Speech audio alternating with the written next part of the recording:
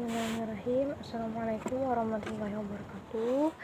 Alhamdulillahirrabbilalamin. Wassalatu wassalamu ala asrofil anbiya wal mursalin Sayyidina Muhammadin wa ala alihi wa sahbihi ajma'in. Pertama-tama marilah kita panjatkan puji syukur atas kehadiran Allah Subhanahu wa taala yang telah memberikan rahmat dan ridhonya sehingga saya bisa mengerjakan tugas dari mata kuliah Islamic Marketing dan Manajemen. Di sini saya akan menjelaskan materi tentang tabayun. Soal yang pertama itu apa yang dimaksud dengan tabayun dan mengapa tabayun itu penting? Jawaban saya, tabayun artinya mencari kejelasan tentang suatu masalah hingga jelas dan benar keadaannya. Secara istilah adalah meneliti dan menyeleksi berita, tidak tergesa-gesa dalam memutuskan masalah, baik dalam hal hukum, kebijakan, dan sebagainya, hingga jelas dan benar permasalahannya. Tabayun sangat penting di sini karena untuk ditanamkan ketika menerima sebuah informasi, harus mencari kebenarannya terlebih dahulu, agar tidak menimbulkan fitnah dan merugikan diri sendiri maupun orang lain. Nah, yang kedua, mengapa tabayun itu penting dalam pemasaran? Tentu penting karena Allah Subhanahu wa taala telah memperingatkan orang beriman tentang pentingnya tabayun terhadap suatu kabar berita merupakan kewajiban bagi kita dalam hidup bermasyarakat. Sebab terkadang kabar berita yang kita terima itu kebenarannya tidak bisa dipertanggungjawabkan. Yang ketiga, coba Anda sebutkan surah yang menjelaskan tabayun dan baca surah-surah tersebut dan jelaskan isi kandungannya. Jawabannya surah Al-Hujurat ayat 6. Ya ayyuhalladzina amanu in ja'akum fasiqun binaba'in fatabayyanu an tusibu qauman bijahalatin tusbihu ala ma fa'altum madimin. Isi kandungannya adalah Allah kita jadi orang fasik yang memberikan suatu berita, hendaklah memeriksa berita tersebut apakah berita tersebut benar atau tidak, agar berita yang disampaikan tersebut tidak menjadi musibah untuk kita. Oke, yang keempat, apa yang saudara ketahui tentang Al-Quran? Sebutkan surah-surah yang menjelaskan tentang Al-Quran dan baca surah-surah tersebut, apa isi kandungannya. Al-Quran adalah kitab suci umat Islam yang diwahyukan Allah Subhanahu wa taala kepada Nabi Muhammad SAW sebagai rahmat dan petunjuk serta pedoman bagi kehidupan manusia di dunia dan di akhirat. Sesuai firman Allah dalam surah Al-A'raf ayat 52 yang berbunyi, "Walaqad ji'nahum bikitabin fa'alnahu 'ala ilmin hudaw wa rahmatan liqaumi yu'min." Kandungan dari surah ini yaitu menjelaskan bahwa kitab suci adalah petunjuk bagi orang-orang mukmin ke jalan yang baik serta benar dan sebagai rahmat bagi mereka karena mengandung petunjuk untuk menggapai kebahagiaan hidup di dunia dan di akhirat. Yang kelima, apa yang Anda ketahui tentang globalisasi informasi dan komunikasi? Bagaimana pengaruh globalisasi informasi dan komunikasi terhadap kegiatan pemasaran? Perkembangan globalisasi informasi dan komunikasi semakin berkembang yang membawa manfaat luar biasa bagi kemajuan peradaban manusia. Informasi dan komunikasi yang dulunya terbatas sekarang sangat luas hanya dengan membuka alat-alat canggih. Yang keenam,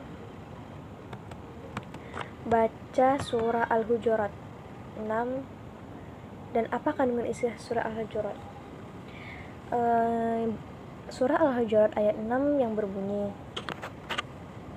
Ya ayyuhalladzina amanu in ja'akum fasiqun binaba'in fatabayyanu an tu'iba qauman bijahalatin ala ma fa'altum nadimin. Kandungan dari ayat ini yaitu memerintahkan kepada kita apabila ada orang yang memberitahukan suatu berita, hendaknya berita tersebut diteliti kebenarannya, karena jika terdapat bahaya besar terjatuh ke dalam dosa besar. Nomor 7, baca surah Al-Hujurat ayat 12 dan apa kandungan isi ayat tersebut dan apa kaitannya. Berbunyi, ya ayyuhalladzina amanu jtanibul ka'iramina ani inna ba'ani imu wala tajassas wala yakhtab ba'ukum ba'a yu'ibbu a'dukum ayyakula la ma'akhi akhihi maitan fakaritum wattaqullah innallaha tawwabur rahim.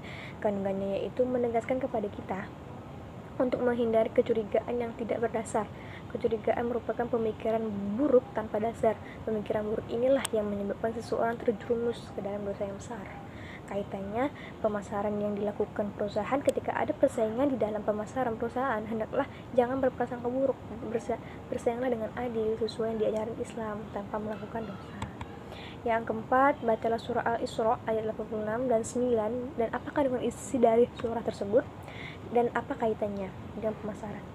Jawabannya, inna hazzal qur'ana yahdi lillati hiya aqwamu wa yubashshirul mu'minina alladhina ya'maluna sholati anna lahum ajran kabira. Dalam surah Al-Isra ini menyampaikan bahwa Al-Quran merupakan petunjuk dan memberi kabar gembira bagi orang-orang mukmin dan ganjaran pahala bagi mereka yang melakukan kebaikan.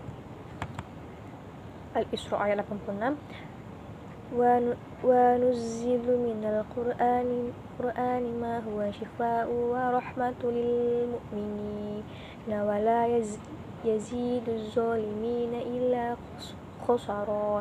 Dalam surah ini menerangkan bahwa Allah Subhanahu wa taala menurunkan Al-Qur'an kepada Nabi Muhammad sebagai obat penyakit kejahilan, yaitu syirik dan kesesatan serta penyakit-penyakit jiwa, merupakan rahmat bagi seluruh kaum muslimin dengan melaksanakan perintah dan menjauhi larangan Allah, sehingga mereka masuk surga dan terlepas dari azab Allah. Yang kesembilan, baca surah Ali Imran ayat 144 dan apa kandungan isi tersebut dan apa kaitannya dengan pemasaran. Wa ma Muhammadun illa rasul qad khalat min qablihi rusul afa immata aw qutilan qalabtum ala aqabikum wa man yanqalib ala akhibaihi fala yadurrullaha syai'a wa sayajzillahu syakirin. Kandungannya yaitu menjelaskan bahwa barang siapa yang keluar dari agamanya maka ia tidak dapat mendatangkan mudarat kepada Allah sedikit pun, dan Allah akan memberi balasan kepada orang-orang yang bersyukur. Kaitannya dengan pemasaran yang dilakukan oleh perusahaannya itu janganlah melakukan kegiatan yang bisa mendatangkan kemudaratan dan bukannya Allah. Terus yang ke-10, baca surah Al-Isra ayat 36, apa kandungannya dan apa kaitannya. Wala taqfu ma laysa laka bihi ilmi inna sam'a wal basara wal fu'ada kullu ulaika kana 'anhu mas'ula. Karena surah ini yaitu kita dilarang untuk mengikuti sesuatu yang ada pengetahuannya, baik itu perkataan maupun perbuatan, dan janganlah menyatakan untuk sesuatu padahal belum melihat, secara menyatakan sesuatu padahal belum mengetahuinya gitu.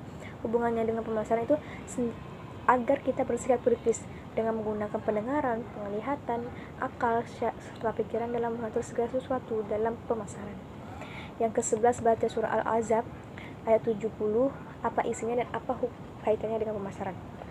Ya ayyuhalladzina amanu taqullaha wa qulu qawlan sadida. Kandungannya yaitu bahwa Allah Subhanahu wa taala telah memerintahkan kepada seluruh umatnya yang beriman untuk selalu bertakwa dan berkata jujur.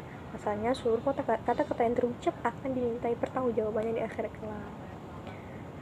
Nomor 12, baca surah Qaf ayat 18, apa isi kandungannya dan apa kaitannya dengan pemasaran. Ma yalfizu min qawlin illa kandungannya yaitu setiap orang yang mengetahui kebenaran untuk memberi informasi atau kesaksian, janganlah saksi-saksi yang mempunyai informasi enggan memberi keterangan apabila mereka dipanggil, bahkan bila keenggan memberi informasi itu mengakibatkan kaburnya kebenaran. Kaitannya dengan pemasaran, yang dilakukan oleh perusahaan adalah bahwa kita dalam melakukan bisnis harus selalu memberikan informasi-informasi yang benar.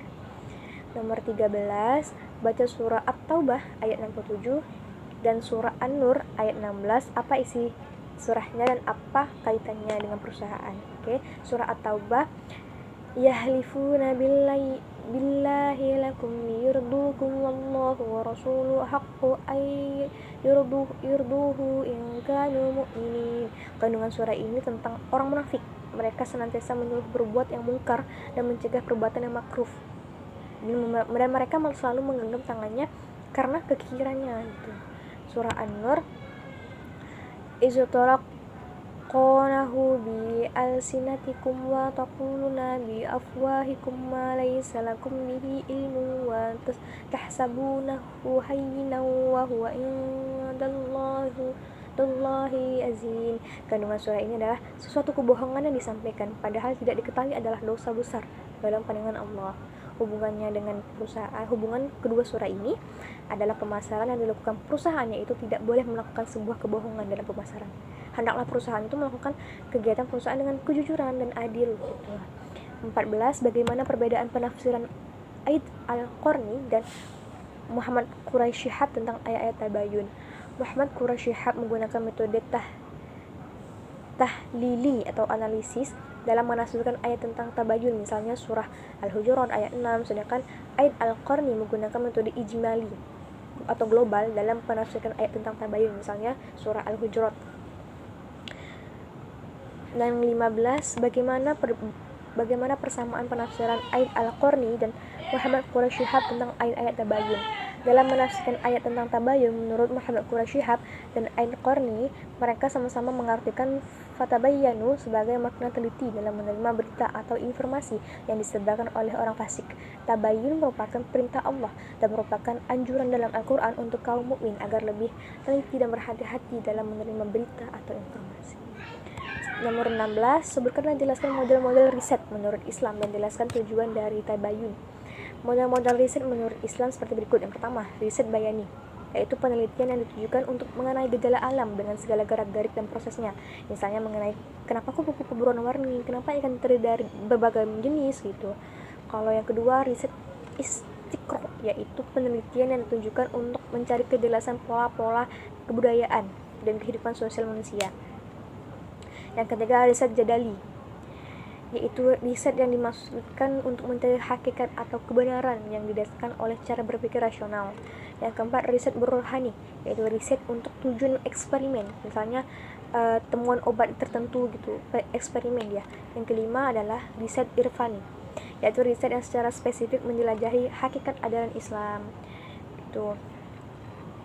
Tujuan dari tabayun yaitu menjaga keharmonisan umat Islam, menjaga jiwa dan harta manusia, pertanda kematangan akal dan cara berpikir, menjaga kehormatan dan ketentraman masyarakat dari keputusan yang tergesa-gesa tanpa didasarkan pada studi dan penelitian, menjauhkan keraguan serta bisikan dan tipu daya setan, mengokohkan kaum muslimin. Nomor 17, jelaskan urgensi tabayun dan kualitas informasi dalam membangun komunikasi, yaitu jawabannya, pada masa turunnya ayat tabayun, penyampaian berita masih memakan waktu lama karena belum ada teknologi komunikasi sehingga informasi bisa simpang siur. Di masa modern komunikasi kan bisa berlangsung sangat cepat dan masih masif gitu secara lisan dan terus mengendalikan berbagai perangkat canggih. Coba saudara jelaskan nomor 18, coba saudara jelaskan lingkungan bisnis dalam perspektif Islam. Jawaban saya, perspektif Islam atas fenomena lingkungan bisnis dari zaman sekarang ini memang ada yang sesuai tetapi ada juga yang tidak sesuai dengan pandangan Islam. Misalnya fenomena alam faktor teknologi yang hampir setiap harinya ada saja penemuan-penemuan teknologi baru. Dan dalam hal ini Islam tidak pernah melarang adanya penemuan-penemuan baru dalam hal teknologi, selagi jika penemuan teknologinya yang ada itu tidak menyimpang dan memiliki manfaat untuk kemaslahatan umat, karena Islam itu sangat mengedepankan kemaslahatan umatnya. Misalnya saja salah produsen di Jepang yang dalam menjalankan bisnisnya sudah banyak menggunakan bantuan tenaga mesin atau robot yang mereka ciptakan sendiri dan mereka ciptakannya dengan sesempurna mungkin menyerupai manusia, meskipun sebenarnya hal itu tidak mungkin terjadi gitu. Nomor 19, sebutkan dan jelaskan variabel-variabel lingkungan bisnis.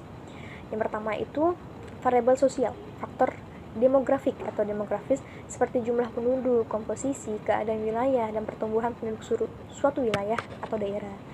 Yang kedua, faktor gaya hidup, selera masyarakat, kecenderungan yang sedang digandrungi, dan lain-lain sebagainya. Terus yang ketiga, faktor nilai sosial, nah adat istiadat, nilai norma yang berlaku. Terus yang Yang kedua, variabel ekonomi. Nah, di sini berkaitan dengan indikator ekonomi yang bersifat umum, mengukur tabungan, investasi, produktivitas, lapangan kerja, kegiatan pemerintah, transaksi perdagangan internasional, pendapatan produk nasional, dan lain sebagainya. Yang ketiga, ada variabel politik faktor yang terkait dengan kondisi atau iklim perpolitikan. Tuh. Yang keempat, variabel teknologi. Perusahaan yang statistik dan tidak mengikuti perkembangan teknologi cenderung tertinggal dibandingkan dengan perusahaan yang terus-menerus melakukan adaptasi teknologi. Nomor 20, mengapa perusahaan dalam melakukan bisnis harus beradaptasi dengan lingkungan? Nah, jawabannya, perusahaan yang benar-benar memperhatikan lingkungan juga bisa berkembang dengan meningkatkan kinerja sesuai perubahan yang terjadi. Beradaptasi dengan kekuatan eksternal membantu bisnis untuk meningkatkan kinerja dan bertahan di pasar. Nomor 21, bagaimana perspektif Islam terhadap fenomena lingkungan bisnis? Nah, di sini perspektif Islam atas fenomena lingkungan bisnis di zaman sekarang ini memang ada yang sesuai, tetapi ada juga yang tidak sesuai dengan pandangan Islam. Misalnya mengenai kondisi perekonomian khususnya di Indonesia yang menganut sistem ekonomi campuran antara liberalisme dan kapitalis gitu. Yang secara kacamata Islam, hal ini tidak sesuai dengan ajaran Islam, karena menurut Islam sistem ekonomi yang baik dan paling baik yang mengedepankan kemaslahatan bagi umatnya yaitu sistem ekonomi syariah. Nomor 22, silahkan baca artikel mengenai pengantar bisnis Islam, perusahaan dan lingkungan bisnis Islami. Jawabannya, bisnis Islam sangat berhubungan dengan muamalah yang berdasarkan pada syariat Islam. Perusahaan dan lingkungan bisnis Islam sangat diperlukan untuk pelaku usaha muslim guna menunjang pemahaman terkait perusahaan serta lingkungan bisnis. Dalam menerapkannya, ketika menjalankan suatu bisnis harus sesuai dengan prinsip nilai moral yang itu adil, jujur, amanah, profesional, transparan, dapat dipercaya. Nomor 23, bagaimana ciri-ciri perusahaan Islami dan perusahaan non-Islami? Adapun ciri-ciri perusahaan Islami yaitu memiliki sertifikat jaminan halal, terus mendapatkan status A di seluruh fasilitas yang terdaftar, melakukan perpanjangan tempat waktu. Terus yang keempat, tidak ada kelemahan saat audit selama 4 tahun terakhir. Terus sedangkan ciri-ciri non-Islam, yaitu yang berhadapan dengan aturan-aturan yang bertentangan dengan syariat Islam tentunya. Nomor 24, apa yang dimaksud dengan lingkungan bisnis Islam? Lingkungan bisnis Islam adalah faktor-faktor yang mempengaruhi aktivitas bisnis dalam suatu lembaga, organisasi, atau perusahaan dengan berlandaskan Islam. Faktor yang mempengaruhinya tidak hanya intern, tetapi juga ekstern. Gitu. Nomor 25, jelaskan perbedaan antara perusahaan Islam dengan perusahaan non-Islam. Bisnis Islam yang dikendalikan oleh aturan hukum yang harus diterapkan dalam bisnisnya itu mengetahui aturan halal dan haram, baik dari cara perolehan maupun pemanfaatan harta. Sama sekali berbeda dengan bisnis non-Islam, dengan landasan sekularisme yang bersindikan pada nilai-nilai material. Bisnis non-Islam tidak memperhatikan aturan hukum mana itu yang bisnis halal dan bisnis yang haram. Itu. Nomor 26, jelaskan perbedaan lingkungan bisnis Islam dan lingkungan bisnis non-Islami. Dalam lingkungan bisnis Islam dan non-Islam, di mana muamalah ini boleh dilakukan oleh pelaku bisnis muslim dengan non-muslim mengacu pada pendapat sebagaimana dicantumkan oleh MUI.id 2020 bahwa bermuamalah atau bertransaksi dengan non-muslim dalam urusan dunia dibolehkan gitu. 27, Anda memilih perusahaan Islam atau non-Islam. Mengapa? Kalau dari saya memilih perusahaan Islami dikarenakan perusahaan atau lembaga yang belum Islami dikhawatirkan terdapat transaksi-transaksi yang dilarang oleh syariat. Semisal transaksi bunga pada bank konvensional, di mana bunga dan bank jelas dilarang dan diharamkan oleh Islam gitu. Nomor 28, jelaskan urgensi lingkungan bisnis Islam. Urgensi dalam perwujudan perusahaan Islami di Indonesia yaitu didasarkan pada LPH dari MUI, yang mana kategori perusahaan Islami adalah perusahaan yang mendapatkan sertifikat halal dari LPH. Gitu. Terus nomor 29, silahkan baca artikel tentang makalah manajemen tentang analisis lingkungan bisnis dan coba jelaskan isi dari makalah manajemen tersebut. Judul makalah manajemen tentang analisis lingkungan bisnis. Isi makalahnya, analisis lingkungan bisnis sangat penting untuk dipelajari dengan tujuan untuk menyesuaikan keunggulan dan kelemahan yang dimiliki suatu perusahaan. Selain itu, lingkungan bisnis perlu dianalisis agar pembuat strategi dapat mengantisipasi setiap kesempatan dan membantu mengembangkan sistem pemecahan sedini mungkin terhadap faktor-faktor lingkungan yang dianggap mengancam tujuan perusahaan.